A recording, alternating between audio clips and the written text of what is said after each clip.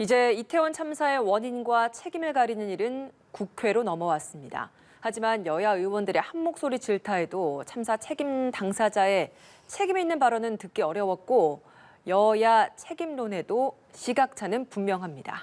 이런 가운데 윤석열 대통령이 비공개로 이뤄진 국민안전시스템 첫 점검회의에서 경찰을 강도 높게 비판했습니다. 정치권 이슈들 김종혁 국민의힘 비대위원, 한민수 더불어민주당 대변인 두 분과 함께 이야기 나누겠습니다. 어서 오십시오. 네, 안녕하세요. 네, 애도 기간, 공식 기간이 끝나면서 이제 국회도 미루어뒀던 일정들을 하나둘씩 재개하기 시작했습니다. 그 중에 하나가 바로 국정감사도 있고요. 행안위에서의 현안 보고 그리고 현안 질의 어제 가장 주목됐던 것 중에 하나였습니다. 자, 책임 당사자들이 많이 출석했기 때문에 어떤 질문이 나올 것인가 그리고 어떤 답변이 나올 것인가 예상들이 있었는데 어제 모습 쭉 보셨을 겁니다. 네. 어떤 부분 가장 주목되셨습니까? 서울시장을 비롯해서 용산구청장 그리고 행안부 장관, 예. 그다음에 경찰청장, 서울경찰청장, 관련자들이 다 나오신 것 같아요. 나오는 거에 대해서 출석을 놓고서 여야 간의 공방이라든가 이런 게 일체 없었고, 그다음에 특징적으로 제가 어저께 봤던 것은 나오신 분들이 다들 그러니까 여야 가릴 것 없이 이 사태에 대한 심각성과 문제점을 질타를 했고, 그다음에 응답하는 과정에 있어서도 물론 야당이나 국민들께서는 흡족하지 않으시리라고 보지만 고개 숙여 사과하고, 예를 들면 서울시장 같은 경우는 왜 그때 당시에 사실 서울에 있지도 않았잖아요. 해외 출장 중이었는데 이 왜 무정차가 이루어지지 않았느냐에 대해서 무한대의 책임을 느낀다 이런 말씀도 하셨고, 네. 나머지 분들도 책임을 통감한다라는 말씀들을 하셨어요. 그런데 사실 이것을 통해서 무슨 진실을 규명할 수 있는 건 아니잖아요. 수사권이 있는 것도 아니고, 결국은 이게 지금 특별수사본부가 수사를 하고 있기 때문에 그 수사 과정을 통해서 무엇이 잘못됐는지에 대한 이런 것들이 규명이 돼야 된다고 생각을 합니다. 예. 자, 한민수 대변인은 어떻게 보셨습니까? 어제 현장? 제가 전체를 다 행안위를 보지는 못했습니다만 이제 볼 때마다 참담했습니다. 참담했고 정말 2022년 우리 대한민국의 국가 안전망이 이렇게 붕괴돼 있구나, 이렇게 허술하게 운영이 되고 있구나 하는 걸 또 느꼈기 때문에 정말 비통했고요. 다시 한번 우리 이태원 참사, 12구 참사 희생자들께 애도를 표합니다. 유가족분들께도 정말 심심한 위로 말씀을 드리고요. 근데 저는 어제 보면서 이런 생각이 좀 들었습니다.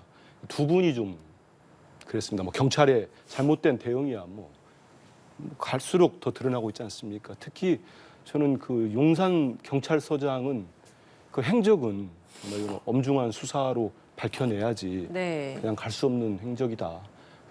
상식적이지 않은 게 너무 많아요. 왜 이렇게 늦게 갔는지도 그렇고, 그런 엄중한 시기에 식사를 하고 그렇게 어슬렁거리듯이 나오는 그 CCTV 영상이랄지 도저히 믿기지가 않고요. 근데 좀 그중에서도 저는 이상민 행안부 장관에 대해서는 조금 실망스럽다는 말씀을 드릴 수밖에 없어요. 왜냐하면 아마 이제 이게 어느 정도 선에서 이렇게 얘기가 됐는지 또 말씀을 나누겠습니다만 아마 이어지는 것 같은데. 예, 큰 틀에서. 네, 이분이 이제 금요일 날 말씀하실 때는 오늘 이제 국회 행안위 현안 긴급질의 그게 어제였죠. 어제에서 뭔가 본인의 거취를 얘기할 것처럼 기자들한테 모두 말씀을 했습니다. 근데 어제는 보니까 대통령한테 이거 얘기를 본인 거취 사의 표명한 적도 없고 상의한 적도 없고 그러면 이분은 도대체 지금 무슨 생각을 갖고 있는지 저는 그게 상당히 실망스럽고 부적절했고요. 또 한 분은 이제 용산구청장입니다. 예. 용산구청장 본인 행적에 대해서 일부 지금 거짓 논란이 쌓인 부분도 있는데 그 국민의힘 의원 질의에 책임을 어떻게 지겠냐고 하니까 마음의 책임을 지겠다고 했어요. 예. 저는 이런 분이 선출직 공직자를 할 수 있다는 게 상당히 믿기지가 않습니다. 그래서 일단 말씀드리면 너무 부적절하고 우리 또 국민들 마음에 상처를 주는 그 논란되는 발언들이 많이 나왔다. 이상민 장관은 본인이 판단하는 경찰과 이런 소방병력 배치로도 막을 수 없었다는 표현에 대해서 본인 판단했다는 거예요. 어떻게 행안부 장관이 그런 엄중한 시기에 본인 판단을 또 얘기할 수 있겠습니까? 그래서 정말 앞으로 진상 규명이 보다 더 철저하게 이루어져야 되지 않겠나 이런 생각을 해봤습니다. 예, 두 분 행안위 현안 질의 보신 소감에 대해서 좀 말씀해 주셨는데 하나 차근차근 하나씩 좀 짚어가겠습니다. 우선 여야가 어제 한 목소리로 경찰의 허술한 대처를 질타했는데요. 그 현장 보고 다시 돌아오겠습니다. 문제센터에 보내고 119에도 보내고 서울시장이 있는 다산 콜센터 110에도 보냈잖아요. 죽어간다고? 왜 대응을 안 하냐고. 왜? 우리는 상황 측에서 상황으로 지휘측에가 보고하게 돼 있잖아요. 왜 서울청장은 본청장 윤희근한테 보고 안 했어? 왜 안 했습니까? 1시간 20분 동안 뭐 하고 서울청장한테 11시 36분에 보고를 하죠? 이거에 대해서 이게 제정신입니까? 제정신입니까? 서울청장 제정신이라고 생각합니까, 용산서장? 이 문건이 보고됐다는 걸 삭제를 지시했답니다. 아십니까? 이거는 범죄 은닉이고 증거 인멸이고 긴급 체포해야 되는 상황입니다. 예, 경찰의 보고 체계 등을 강하게 비판하는 여야 의원들이었습니다. 어제 지금 저희도 함께 봤지만 상당히 좀 목소리도 높였고 강한 발언들도 많이 나왔는데 여야가 모두가 경찰 대응에 대해서 비판을 하고는 있지만 조금 자세히 들여다보면 민주당은 뭐 천준호 의원이나 최계상 의원 등이 말씀하신 것처럼 이상민 장관, 윤희근 경찰청장이 책임을 지고 좀 사퇴해야 한다. 이런 입장을 좀 가장 많이 밝히고 있고 국민의힘은 그런 류의 언급은 사실 하지 않고 있고 되레 전 정권에서 임명된 인원들에 대한 책임을 좀 이야기하고 있습니다. 결국 누가 책임을 져야 하는가 그 입장에 대해서는 다소 좀 시각차가 있어 보이거든요. 어떻습니까, 비대위원님? 이렇게 큰 사고가 터졌는데 참사가 벌어졌는데 왜 책임지는 사람이 없겠습니까? 당연히 있어야죠. 근데 이제 두 가지 결이 달린 책임이 있는 것 같아요. 하나는 이제 행위 책임. 이런 것들은 법률적인 처벌을 받을 수 있는 그런 책임인데 이것은 112 그 신고를 받고도 제대로 대처하지 않았다든가 이임재 서장처럼 도저히 이해할 수 없는 행적을 보였다라든가 이런 것들은 당연히 해야 될 행동을 하지 않음으로써 져야 될 책임들이거든요.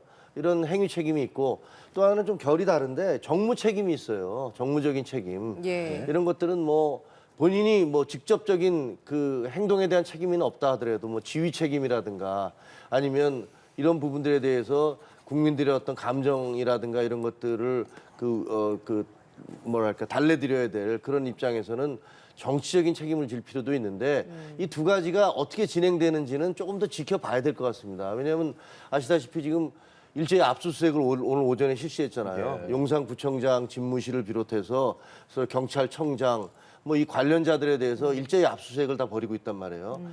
그리고 또 핸드폰이나 이런 것들 다 압수했기 때문에 여기서 과연 이분들이 무엇을 해야 될 것을 하지 않았고 또 무엇을 하지 말아야 될 것을 했는지 네. 이런 부분들에 대한 명확한 규정이 나올 거예요. 저는 이게 그렇게 어려운 수사가 아니라고 보거든요.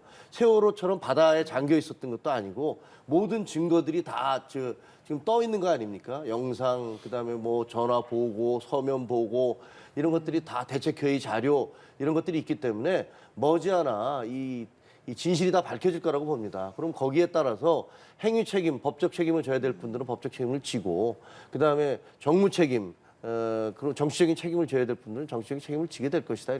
이렇게 생각하고 있습니다. 예, 책임에 대한 말씀해 주셨는데 어제 국민의힘 정우택 의원이 이임재 용산경찰서장이랑 유미진 서울경찰청 상황관리관을 얘기하면서 문재인 정부 퇴임 3개월 전에 알박기 인사를 한 이렇게 요직에 알박기 인사를 한 거다 이런 발언도 내놨었거든요. 진짜 이런 얘기 했습니까? 예. 저는 못 들었습니다. 못 들었는데 대단히 부적절하죠. 이런 얘기를 하면은 지금 유족분들 아직도 병상에 계신 우리 다치신 분들, 부상당하신 분들, 이번 이태원 참사로 상처받은 우리 많은 국민들 마음에 그 상처에 소금 뿌린다고 하죠. 저번에도 어떤 분이 또 그쪽 그 최고위원 하신 분이 문재인 정부 탓을 또 했어요. 더 이상 지금 정부 분들이나 여당 분들이 야당 탓, 전 정부 탓, 언론 탓, 심지어는 또 어떤 분은 부모 탓까지 하던데 안 했으면 좋겠습니다. 정말 제발 부탁드리는데요. 본인들 무슨 의도로 하는지 뭐 짐작은 합니다. 근데 그렇게 정치하는 거 아닙니다. 정치 왜 합니까? 국민들 위해서 하는 거 아니겠습니까? 왜 편가르려고 하고 이런 말도 안 되는 소리 합니까? 안 했으면 좋겠고요. 책임 부분은 그렇습니다. 좀 전에 말씀 나온 대로 서울청장, 뭐 이렇게 용산구청장 지난번 압수수색할 때 이분들 뺐었죠. 그래서 셀프 수사한다, 봐주기 하는 거 아니냐 했는데 뭐 오늘 했습니다. 예. 근데 그 사이에 또 어떻게 됐는지 모르겠어요. 뭐 증거랄지 이런 걸 뭐 함부로 숨기지는 못했겠습니다만은 그래도 이런 걸 할 때 한꺼번에 잘 했어야지. 압수수색이라면 이 정권 특기 아닙니까? 마구 잘 터는 거. 왜 못합니까? 이거 안 했었고요. 그다음에 말씀하신 대로 법적 책임과 정치적 책임이 분명히 있습니다. 저는 자꾸 잊어버릴 수 없는 그 장면이 떠올라요. 이상민 행안부 장관께서 경찰국 신설할 때 아마 우리 앵커 두 분도 기억하실 겁니다.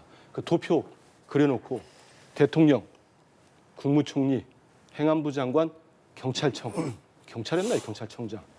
이 지휘 체계로 제대로 일하겠다. 근데 중간에 행안부 장관이 경찰의 책임자라고 하면서 이번 책임을 면하겠다는 겁니까? 법적으로는 잘못된 부분들 그 죄에 맞는 죄를 물어야 되고요.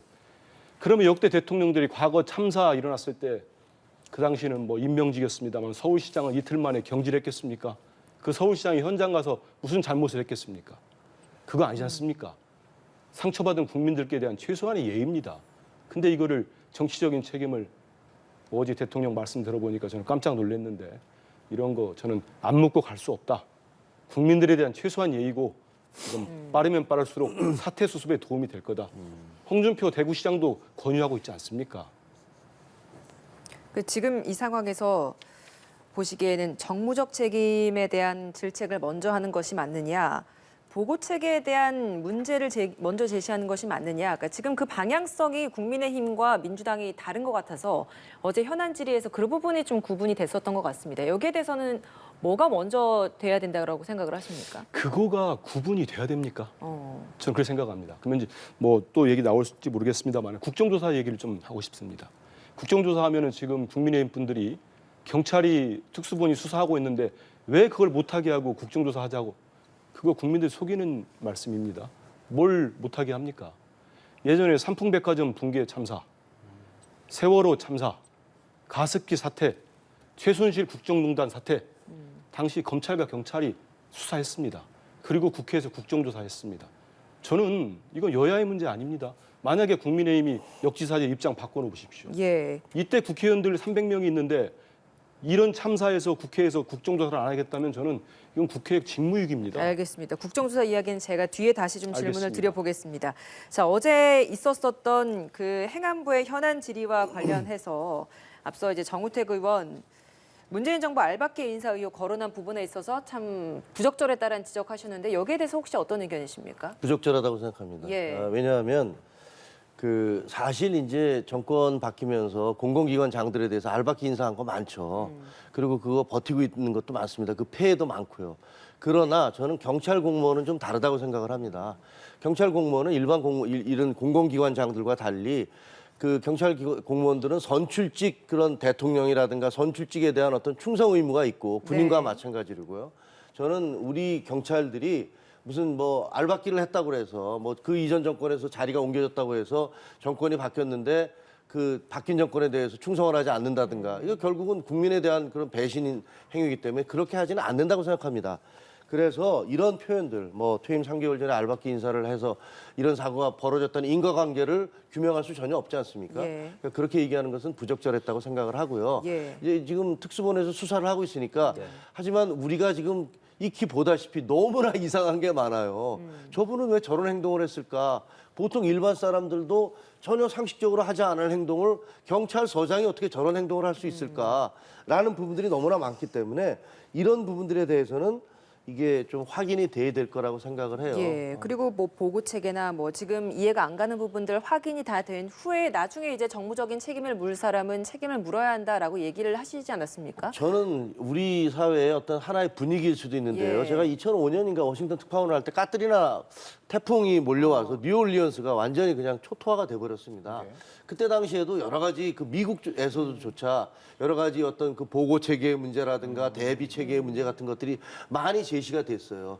언론이 그런 걸 추적을 하면서 계속 보도를 했지만 그게 진행되는 과정에서 빨리 사과해, 너 물러가. 이런 식의 얘기하는 걸 본 적이 없거든요. 이거는 근데 우리 사회에서는 지금 야당도 좀 그러신 부분이 있는데 실체적인 진실이 규명되고 그 규명에 대해서 책임질 사람들에 대해서 차곡차곡 책임을 져야 되는데 무조건 일단 시작되니까 대통령 사과부터 해. 뭐 이렇게 나오더라고요. 근데 예. 그런 부분들은 물론 이제 심정 얼마든지 충분히 이해가 되죠. 저도 뭐 부모의 한 사람인데 거기 간 또래의 젊은이를 둔 부모의 한 사람으로서 그 부모들 생각하면 정말 억장이 무너집니다. 하지만 무엇이 과연 재발을 방지하고 우리의 안전 대책을 마련할 수 있는 방법인가에 대해서는 좀 냉정하게 생각해 볼 필요도 있다라고 근데 생각합니다. 어제 이제 행안부 장관의 이 관련 거치와 관련된 질문이 있었고 거기에 답변을 들어보니까 사의를 표명한 적이 없다. 제가 할 수 있는 일을 최선을 다해 수행하겠다라고 이야기를 하는 걸 보면 이게 사안이 다 해결이 되고 나서도 사퇴 의사가 없는 게 아닌가 이렇게까지 해석을 하는 부분도 있어서요. 여기에 대해서는 어떻게 그럼 해석을 하십니까? 그건 본인의 사퇴 의사와 뭐 상관이 있는 건 아니라고 생각을 해요. 대통령과 논의한 적도 없다라는 이야기가 그러니까 나오지 대통령의 않았습니까? 논의는 사실은 장관이 한 명이 물러가면요 청문회가 있어야 되고 사실은 인사 그 후임 인사를 어떻게 할 것이냐에 대해서도 굉장히 논란이 많습니다. 그러니까 서로 대통령과 얘기를 했다 하더라도 밖에 나와서 제가 대통령과 그 얘기를 했습니다. 이렇게 얘기할 수 없는 거예요. 그럼 얘기하는 순간에 바로 야 그럼 너는 물러가기로 예정된 사람이 뭐 여기 와서 대답을 하고 있어. 너 빨리 나가. 이렇게 논의했을 수도 공격이- 있는데 말을 안 했을 그건 수도 저는 알 수 없습니다. 예. 알 수는 없지만 어쨌든 인사라는 게 이게 국무위원급 인사라는 것들을 그냥 우리가 그냥 생각하듯이 이렇게 장기판에 뭐 이거 옮기듯이 예. 그렇게 쉽게 할 수 없는 부분이기 때문에 이런 부분들에 대해서는 분명히 용산에서 대통령실도 그렇고 또 본인도 그렇고 여러 가지 고민하고 있을 겁니다. 이 지금 수사 과정이 어떻게 진행되고 있고 여기서 어디까지 이게 결과가 나오고 있고 그럼 얼마나 책임을 져야 되는지 부분들에 대해서도 다 고민하고 있을 거예요. 그러니까 그게 전혀 없다. 뭐 저렇게 얘기했기 때문에 저거는 본인이 물러갈 의사가 전혀 없는 것이다. 없을 수도 있죠. 그러나 그거를 우리가 예단해서 그렇게 단정하기는 쉽지 않다. 예, 알겠습니다. 그리고 또 하나 궁금했던 것이 윤희근 경찰청장이 이태원 참사 수사 진행 과정과 관련해서 특수본의 보고를 받았다라는 듯한 발언을 한 부분이 이제 논란이 된 게 있습니다. 용산서장 집무실이나 휴대전화 등 압수수색을 했냐 이렇게 질문을 했더니 현재까지는 하지 않았고 추가로 할 수 있다는 보고를 받았다라고 이야기를 한 대목입니다. 근데 특별수사본부라는 것이 사실 독립성이 보장이 되고 수사가 다 결론이 난 다음에 최종 결과만 보고를 받는 것이 이제 이런 절차인데 이 보고를 받았다라는 이야기가 나오다 보니 결국엔 또 이제 셀프 수사에 대한 그 한계를 드러낸 게 아니냐 이런 이야기가 나오는 것 같은데요. 아마 윤 청장도 어제 같은 그런 이제 질의와 이제 여야 할 것 없이 원래 여당 의원들은 감싸주지 않겠습니까? 근데 어제가 말씀 앞서 나온 것처럼 다 질타라고 하니까 제가 볼 때는 일부러 하진 않았을 거예요. 무의식 중에 나온 것 같은데요. 근데 보고 받은 것 같습니다. 저렇게 얘기한 거 보면은 그렇기 때문에 많은 국민들이 지금 경찰 수사를 좀 셀프 수사다 의심하고 있는 거 아니겠습니까? 그리고 전반적으로 지금 보면은 글쎄요 모든 그 좀 이따 나오겠지만 대통령 말씀도 그렇고 일단 경찰 쪽에 모든 책임의 초점을 맞춰주는 것들이 상당히 우려스럽고 그런 상황에서 지금 특수본 수사가 제대로 이루어질 수 있겠느냐. 그리고 이제 국회에서 국정조사하는 부분들을 예. 좀 다르게 보시는데 절대 그렇지 않습니다. 우리 국민들이 다 지켜보고 있고 청문회에서 따질 거 따지고 수사권이 없지만 증인을 불러서 위증을 하면 처벌한 사례도 있지 않습니까? 네. 그래서 이거는 수사와 함께 병행돼서 우리 국민들이 갖고 있는 의심 그리고 이런 비판적 어디가 잘못되어 있는지를 규명하는 작업이 필요합니다.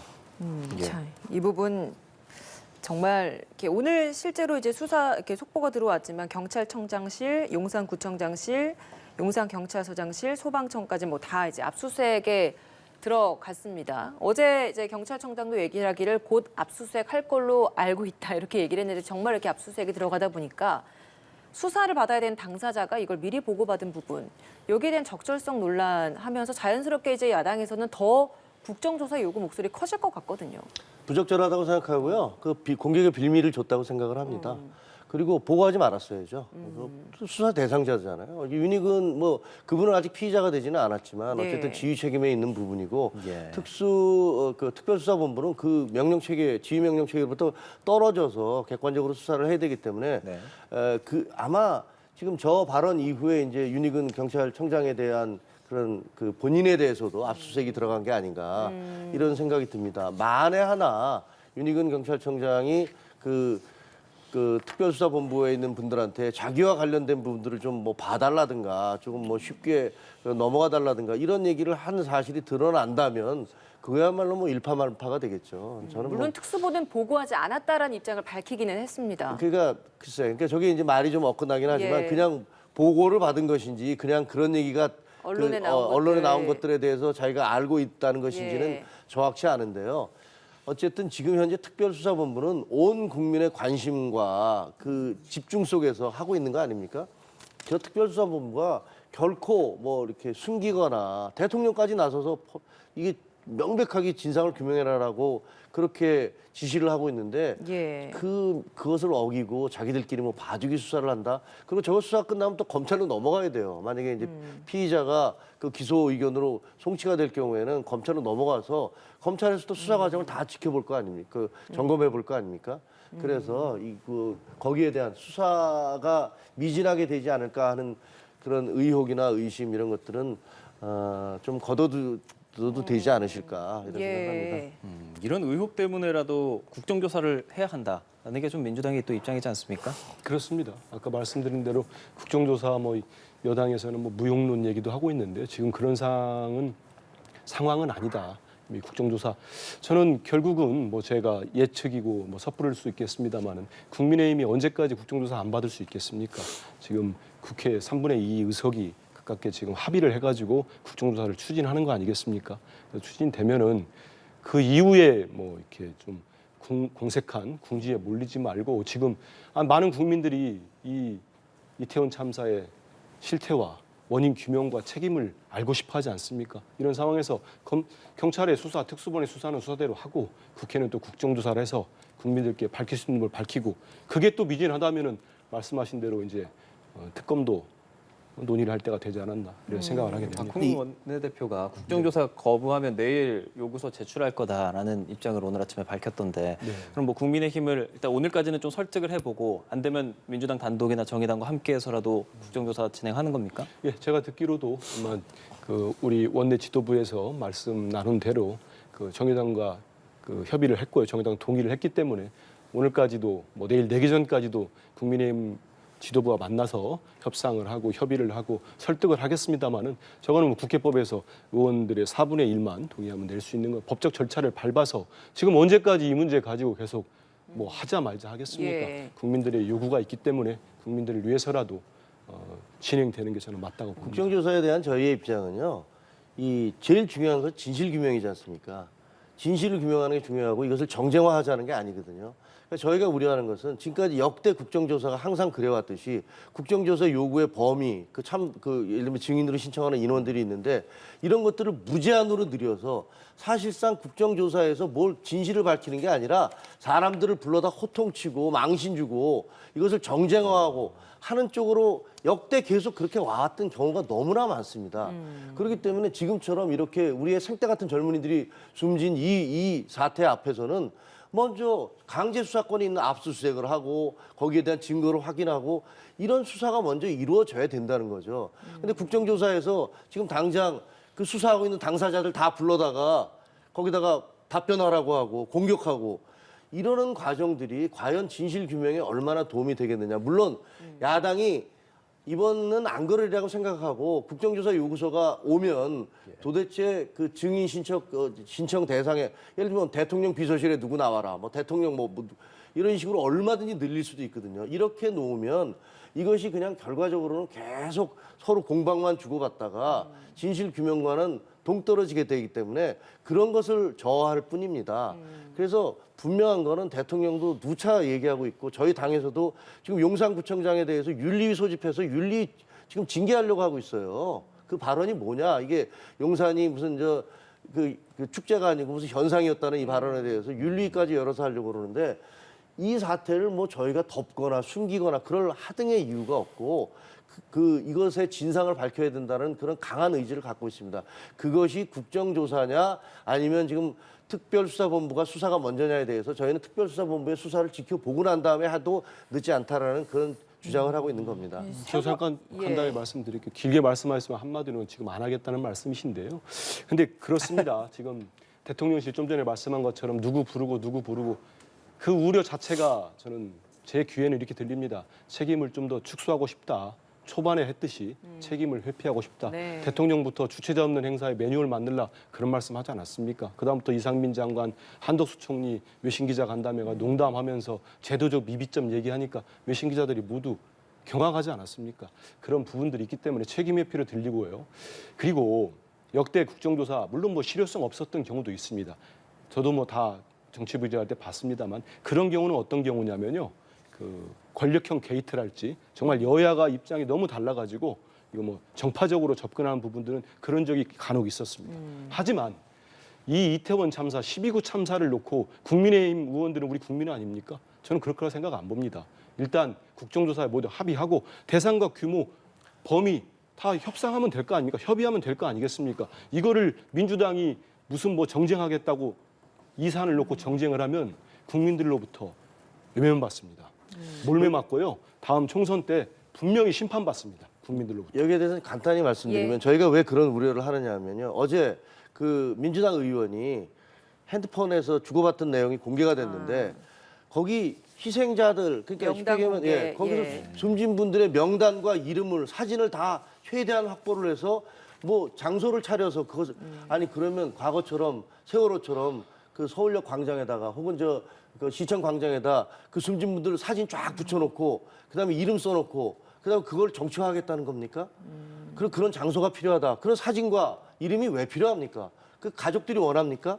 그것도 아닌데 저희는 그런 카톡이 오가고 그런 문자가 주고받는 걸 보면서 아 저걸 또 정쟁화하려고 하는구나라는 의심을 안 할 수가 있겠습니까? 예, 자, 그 부분은 제가 말씀을 드려야 대한 됩니다. 반론 듣고 잠깐만요. 마무리하겠습니다. 예, 말씀을 드려요. 저는 예. 제가 좀 전에 뭐 짧은 한숨을 쉰 이유가 이런 얘기가 정말 하고 싶지 않았는데 우리 김종인 비대위원이 말씀을 하시니까 그 문자가 온 거에 대해서 문진석 의원은 지금 전략기획위원장을 맡고 있는데 분명히 이건 안 하겠다. 뭐 의견 거절의 의사를 밝혔어요. 그 부분을 말씀드리고 제가 이 얘기는 안 하려고 했습니다만은 어제 국민의힘 당대표가 비대위원장께서 정진석 비대위원장이 공식 회의에서 이런 말씀했어요. 이태원 참사가 촛불 집회 탓이고 민주당 사과하라. 이게 무슨 말씀입니까? 그날 29일 날 참사 일어난 날 진보단체만 집회한 게 아니에요. 보수단체 다 같이 했고 그리고 다 행사 전에 이거 기사를 가져왔습니다. 제가. 기사에서 뭐라고 했냐면 정진석 비대위원장의 궤변이라고 써놨어요. 제목을. 얼마나 얼토당토하면 언론에서 그랬습니까? 그리고 몇 시에 8시인가 다 끝나고 다 참사 2시간 전에 마무리가 다 됐다는 거예요. 근데 민주당만 탓하기 위해서 그래놓고 기자들이 물어보니까 나중에는 대답 못하고 흐렸습니다. 이거야말로 가짜뉴스입니다. 보수단체도 했고 진보단체도 집회를 했고요. 참사 일어나기 전에 2-3시간 전에 다 끝냈습니다. 예. 이것 때문에 참사 일어났다고 공격하시면 안 되고 또 충남 지역에 있는 국민의힘 성향의 커뮤니티에 뭐가 뜻인 줄 아십니까? 저희가 법적 조치하려고 하는데요. 이번 이태원 참사가 민주당이 이재명 구하기 위해서 기획했답니다. 근데 그 안에 누가 들어있는 줄 아십니까? 국민의힘 지도부 인사가 들어있어요. 그럼 지금 텔레그램 방에서 거절한 내용 가지고 공격하시면 안 됩니다. 저희들이 이렇게 안 하려고 했는데 말씀하시기 때문에 제가 하는 건데요. 예. 지금은 참사를 보듬고 국민을 위한 정치를 해야지 이게 바로 정쟁화시키는 겁니다. 텔레그램 안에 민주당 지도부라는 게 어떤 인물이 들어가? 아유, 국민의힘이요. 그러니까요. 제가 뭐 저희 논평 가이드 했으니까 찾아보면 나오는데 제가 말씀을 안 드리겠습니다. 알겠습니다. 뭐 혹시 뭐 반론하실 말씀 있으십니까? 아니요, 뭐 이게 정쟁 이렇게 하다 보면 예. 또 정쟁으로 가니까. 그러니까 왜냐하면 서로가 잘못한 부분들이 너무 많아요. 예를 들면 이심 민심이라는 그런 단체에 쉽게 얘기하면 송영길 전 대표와 거기 박홍근 원내대표 민주당 의원들이 줄줄이 들어가 있고 전 의원들까지 들어가서 거기서 무슨 뭐 촛불 집회로 탄핵 집회를 하자, 대통령 퇴진 집회를 하자고 하면서 연락처를 해놨더니 그게 민주당의 당협 사무실로 돼 있었다라는 것들이 지금 뭐 드러나고 있잖아요. 예. 그러니까 제가 보기에 정진석 비대위원장이 얘기했던 것은 야 그런 식으로 민주당은 국정조사를 하자 혹은 무슨 뭐 진상조사를 하자고 하면서 실제로는 촛불 그 모임에서 대통령 탄핵을 얘기하는 사람들 뒤에다가 그 뒤에서 그런 것들을 실질적으로 도와줬던 거 아니냐라는 그런 비판의 말씀을 하신 것 같아요. 근데 이 얘기 계속 공방 주고 받으면 예. 서로가 서로에게 그 예를 들면 어느 집단이든지 어느 당의 지지자든지 간에 좀 과격하게 말씀하시는 분들이 있으니까 그런 부분들에 대해서 공방이 오갈 것 같아서 저는 여기서 뭐 이 얘기는 여기서 줄이도록 하겠습니다. 예, 정치권에서 국정조사를 하자는 취지도 사실 시스템을 점검하고 뭐가 원인이고 뭐가 문제인지를 제대로 바로잡자라는 취지인데 서로 이제 공방이 좀 너무 격화되다 보면 그런 본류를 좀 흐리지 않을까라는 그렇죠. 생각이 듭니다. 알겠습니다. 이 이야기 여기까지 해보도록 하고요. 어제 민간 합동 국민 안전 시스템 첫 점검 회의 열렸습니다. 이 자리에서 국민들께 윤석열 대통령이 거듭 사과 메시지를 냈는데요. 비공개 회의에서도 윤익근 경찰총장이 있는 자리에서 경찰을 강도 높게 비판을 했습니다. 어제 비공개 회의에서 있었던 내용 주요 발언 좀 들어보시죠. 이태원 해밀턴 호텔 옆골목의 그 상황, 그게 인도까지 아주 발디딜 틈이 없이 이러고 있는 그 상황은 경찰 137명이 그 이태원에서 보고 있는 겁니다. 6시 34분에 첫 112 신고가 들어올 정도 되면은 그게 아마 거의 아비규환의 상황이 아니었겠나 싶은데 그 상황에서 경찰이 권한이 없다는 말이 나올 수 있습니까?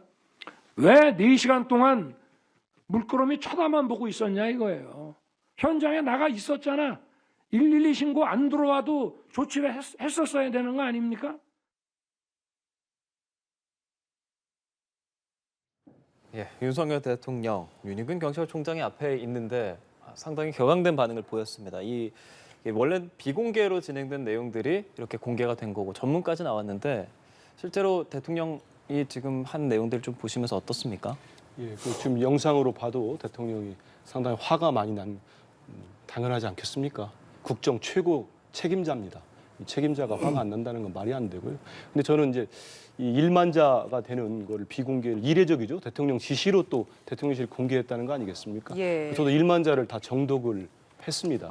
했는데 대통령이 어떻게 분노하는 지점 이런 부분들 일부 제가 동의하는 부분도 있지만 좀 흔쾌하지 못한 지점들이 몇 개가 있어서 제가 좀 말씀을 드리겠습니다. 첫째는 이제 제도 미비, 미비를 뭐 이런 말이 나올 수 있느냐, 뭐 이렇게 또 경찰이나 질타를 하신 것 같은데요.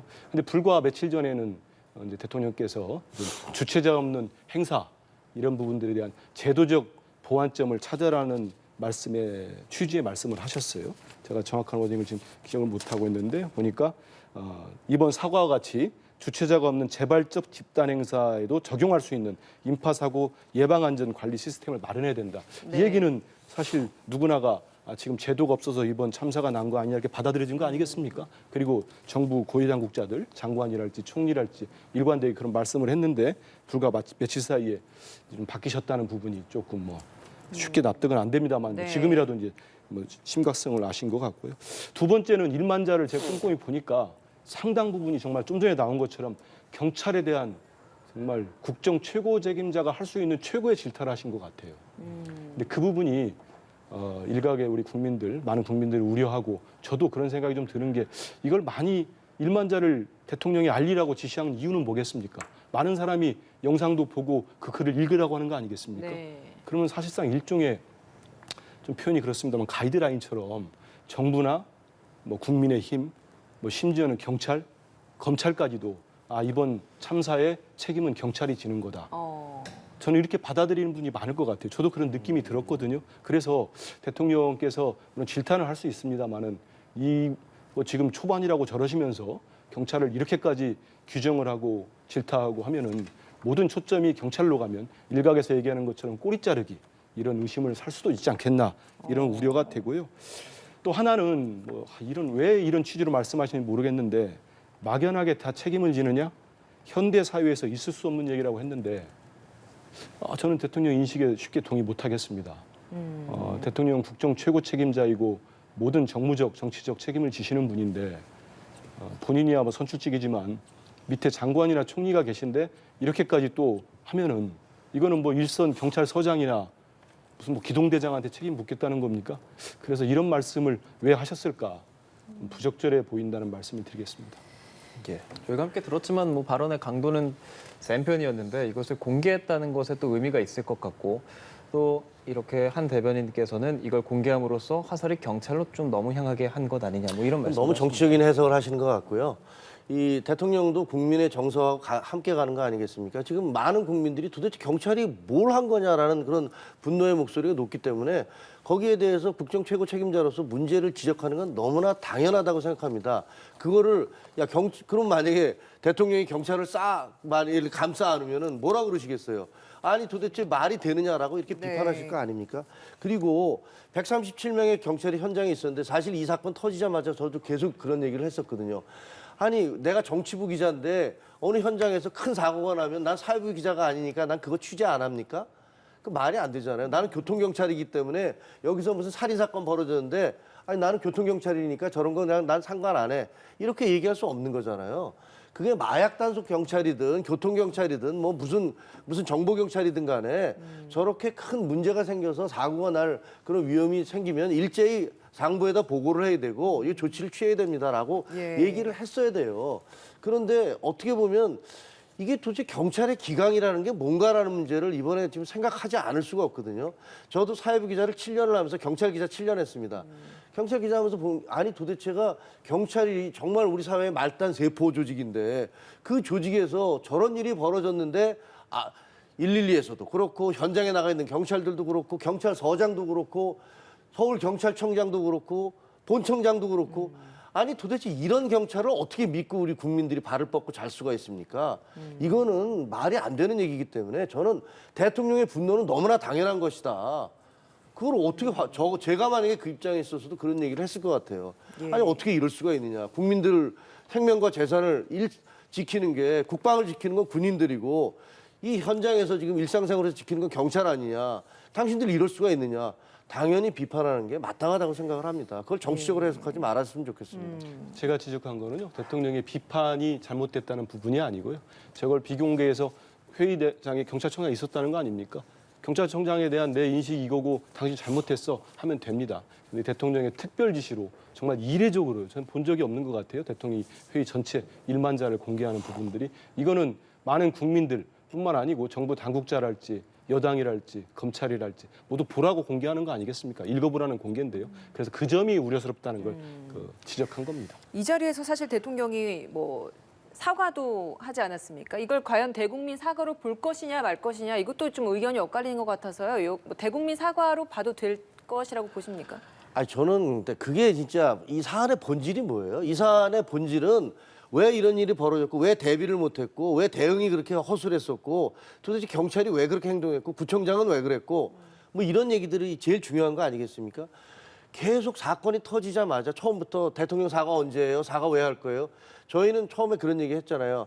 이게 애도 기간이 끝난 다음에 적절한 조치가 나올 것입니다라고 얘기했지만 중간에 계속 얘기가 나오니까 종교 집단에 가서도 종교 법회에 가서도 얘기하시고 그다음 미사에 가서도 얘기했고 예배에 가서도 정말 가슴 아픕니다 얘기를 했는데 나중에 지금 화면에 나오고 있습니다만 공식적인 자리에서 국가안전시스템점검회의에서 국민들께 미안하고 죄송한 마음입니다 그랬더니 예. 왜 마음이라는 말을 썼느냐.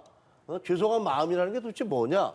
이렇게 꼬투리를 잡아요. 예. 이게 본질입니까? 알겠습니다. 지금 이게 사태를 해결하려는 본질이 아니라고 생각해요. 사과는 충분히 됐다라는. 충분하지는 뭐 충분히 어떻게 있겠어요. 이 생태 같은 젊은이들의 죽음 앞에서 뭐가 충분할 수 있겠어요. 예. 하지만 본질적인 걸 자꾸만 사안의 본질로 접근해야 되는데 자꾸만 정치적인 문제로 가서 알겠습니다. 그 공격하는 거는 예, 저는 옳지 짧게 않다. 어떤 의견인지 한민수 대변인도 여쭤보고 다른 질문 좀 드려보겠습니다. 대국민 사과요? 예. 전 대통령이 그 엿새인가요? 계속해서 조문을 하고 그다음에 종교 행사에 가서 그 애도 추모 집회 가서 이렇게 말씀하신 진정성을 의심하지는 않습니다. 폄훼할 생각도 없고요. 하지만 저희들은 좀 더 엄격하고 엄숙하고 진지하게 국민들에 대한 사과는 필요하다고 봅니다. 죄송한 마음이다 이런 표현을 넘어서서 새로운 이번, 대국민 사과는 필요하다. 이번 참사의 원인이 뭐고 예. 앞으로 어떻게 책임자를 물어가고 재발 방지를 어떻게 할 건지 여기에 대한 공식적이고 진지한 대국민 사과는 예. 필요하다고 봅니다. 예, 이 질문 좀 드려보겠습니다. 문재인 전 대통령이 풍산계를 파양했다. 이 부분에 대해서 이게 정부의 뭐 대통령 기록물이기 때문이다라는 말도 있고, 혹은 뭐 권성동 원내대표나 홍준표 대구시장은 관련해서 좀 비판적인 의견도 계속 내고 있거든요. 이 상황 어떻게 보십니까? 아니 풍산계 문제는 좀 약간 충격을 받았어요. 그러니까 그게 계속 길러 오시던 개잖아요. 그리고 이제 그렇게 된 게 그 윤석열 대통령 개를 6마리인가 뭐 7마리 키우시는 분 아니에요. 그러다 네. 보니까 뭐 정말 뭐 자녀도 없어서 그런지 모르지만 굉장히 그 동물들을 사랑하는 분으로 알고 있는데 그러다 보니까 대통령이 문재인 대통령이 퇴임하실 때 아유 그렇게 오래 키우시던 개인데 그러면 주인이 그 데려가시는 게 맞지 않겠느냐. 그래야지 개들이 어떤 그 주인과 떨어졌을 때 어떤 그 심리적인 그 상태, 공황 상태 이런 것들을 고려해서 말씀을 하셨던 것도 대통령도 흔쾌하게 내가 키우던 개니까 데려가겠다라고 하신 건데 그 뒤에 나온 얘기가 무슨 뭐 그 개를 키우는 비용이 얼마가 드는데 그것을 뭐 그 현 정부가 제대로 지급을 안 하려고 했다느니 그게 아니라느니 예. 뭐 법령이 미비됐다느니 이런 공방이 오고 하는데 그것을 다 떠나서 본인이 키우시던 개를 나는 저쪽에서 돈을 안 주면 만약에 그럼 돌려주겠다라고 얘기하시는 거 아니에요. 근데 그 액수도 보니까 사료비가 35만 원이고 그다음에 무슨 뭐 병원 치료비 같은 게 15만 원이고 나머지 200만 원은 관리비예요. 아니 저 개들 말고도 많은 개들이 같이 좀 있으시잖아요. 동물들 키우시잖아요. 그리고 저 풍산개 같은 경우는 남북 평화의 상징이라면서 대통령께서 얼마나 문재인 전 대통령께서 그 옆에서 사진도 찍고 그다음에 애견인으로서 뭐 평화인으로서 많이 홍보도 하셨잖아요. 그리고 정도 많이 들었을 거예요. 고미와 소린가 뭐 그렇잖아요. 네네. 그런데 그것을 예를 들어서 뭐 정부가 돈을 제대로 지급을 안 해주니까 나는 제 개를 다시 국가기록물로 돌려보내겠다라고 말씀을 하시는 것 자체가 저도 저희 집에 그 반려견이 있는데 도저히 이해가 안 되고요. 어떻게 그럴 수 있을까? 그러니까 강아지가 대통령 기록물이 된 적이 사실 없다 보니까 네. 이제 여기에 있어서 시행령 개정이 좀 필요한데 그 처리가 너무 지연이 되다 보니 결국에는 이제 문재인 전 대통령이 이런 이야기를 하게 된 것 아니 같은데. 저는 시행령의 문제가 아니라고 생각하고요. 아, 그래요? 이거는 예를 들어서 다른 개들 먹이 줄 때 그냥 주면 되는 거 아닙니까? 용역비가 왜 200만 원이나 필요합니까? 알겠습니다. 그거 없으면 그냥 50만 원이에요. 대통령한테는 경호원들도 많이 가고 그다음에 다달이 국가에서 지급되는 돈도 굉장히 많이 지급되고 있습니다. 비서들도 알겠습니다. 있고요. 그 개 2마리 키울 정도의 돈이 없으신 거 아니잖아요. 반론 간단하게 듣겠습니다. 말씀드리겠습니다. 근데 저는 이거를 지금 여당의 뭐 고위 인사들까지도 치졸하고 민망스러운 일이라고 하는데요. 이 돈 문제로 치환을 시켜서 이걸로 공격을 하는 거 정말 듣는 국민의 한 사람으로서 민망합니다. 전직 대통령 그렇게 모든 걸 탓하고 하더니 결국 이 풍산개 2마리 갖고도 결국 이거 공격하는 지점 그거 아니겠습니까? 돈 드니까 뭐 더 키우지 않겠다고 돌려보냈다 그거 아니지 않습니까? 우리 알지 않습니까? 이 풍산개들은요 지금 법적으로 국가 소유예요. 그리고 대통령 기록물입니다. 예. 그리고 두 분 전직 현직 대통령끼리 말씀 나눠가지고 일단 키우고 시행령에 따라서 대통령 기록물에 동물 식물이 없어요. 예. 그래서 이번에 포함을 시키기로 했고 이게 이제 6개월 동안 뭐 많이 끌어진 거 아닙니까? 예. 여기에 대해서 아마 내막의 양측에서 어떤 많은 문제들이 있었을 겁니다. 그리고 저희들이 모르는 문제가 있을 것 같아요. 문 전 대통령 측에서 무슨 악의적 표현 이런 표현까지 선의가 없는 것 같다 이런 표현한 거 보면은 뭐 감정이 상한 부분들이 없지 않았을 것 같은데요. 이렇게 현직 대통령 쪽에서 처리할 문제는 아니라고 봅니다. 알겠습니다. 전직 대통령 민망하게 하고 저기 이렇게 부끄럽게 해가지고 본인들한테나 우리 국격한테 무슨 도움이 되겠습니까? 알겠습니다. 자, 김종혁 국민의힘 비대위원, 한민수 더불어민주당 대변인 두 분과 함께했습니다. 오늘 말씀 고맙습니다. 고맙습니다. 네, 감사합니다.